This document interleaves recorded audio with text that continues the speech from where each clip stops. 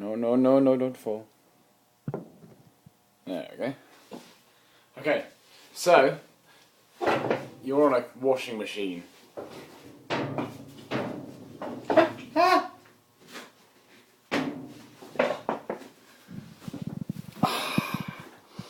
The last video was cut short, ever so slightly. It was still 8 minutes long, but it was cut short because the camera ran out of battery. And you did actually see me take everything out of my panniers though, but you didn't hear me talk about anything to do with the day.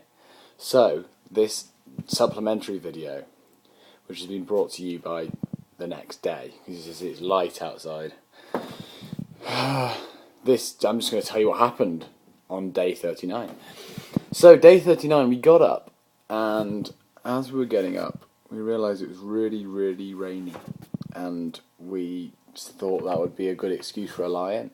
So we carried on trying to sleep as we were really heavily rained on, and I didn't have a sleeping bag in the tent because it was so warm the night before, and it always is, that I was just lying in the thing. But the rain made it cooler, so I was lying with the roll mat wrapped around me for about 2 hours, which Tom found funny when he was lying in his sleeping bag.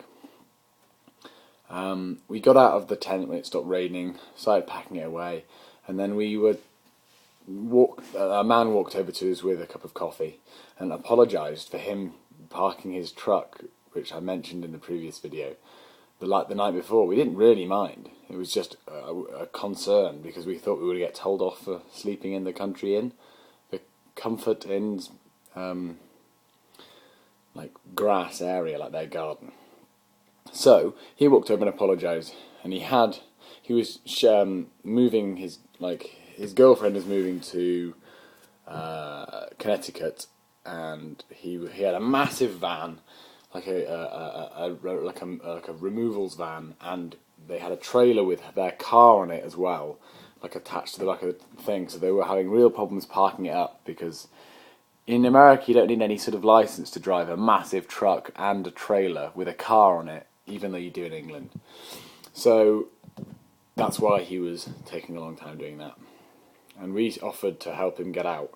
So then we took about 15 minutes, helping him reverse out using left down, right down a little bit, move forward. Oh no, that's a tree. Technique.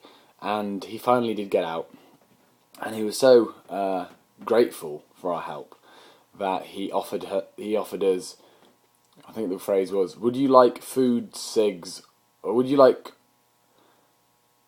food, smokes, or booze? And we smoked lots of cigarettes and drank lots of beer. No, we just asked we just said, really nice of you. And instead of being like, oh no, we could possibly, because we were always really hungry. So we went to a supermarket and he bought us food, which is really nice of him. And his girlfriend was really grateful as well, because apparently he would have been awful company if he'd have been all annoyed and had to do it himself. So we didn't feel too bad, just a little bit bad. And then we set off, and it was raining and horrible, and we had some breakfast.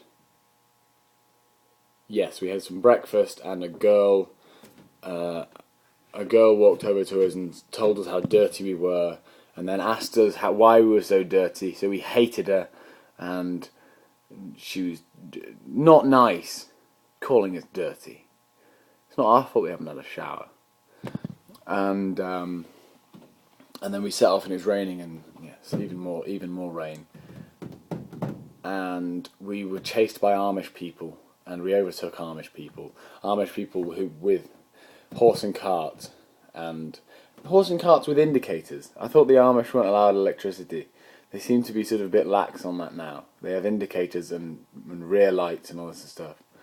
So we overtook the Amish. Some waved, some didn't. Tom fluctuated wildly from loving the Amish whenever they said hello to him, to hating the Amish and questioning all their standards and morals whenever they didn't say hello to him. He was very interested in the culture as soon as they were polite to him. which was fun. And we just slowly got to Milton. We were going to Milton, and Milton is a place where Lee lives. Lee's a guy who let us in his house, and really nice. Gave us two sofas to sleep on, and that was it. We sort of got there like 10:30 because it was a really slow day, uphill and wind. We had so much wind in our face. Everything's slow, really slow now. Pennsylvania is really hard to cycle through. The miles don't go by very quickly. Like, we're used to sort of Kansas and stuff where you do 100 miles and you're like, yep, that was 100 miles. Now it's like 50 miles and you can't believe you've only done 50. That sort of thing. Yeah. Can't really think of anything else. That was all that happened.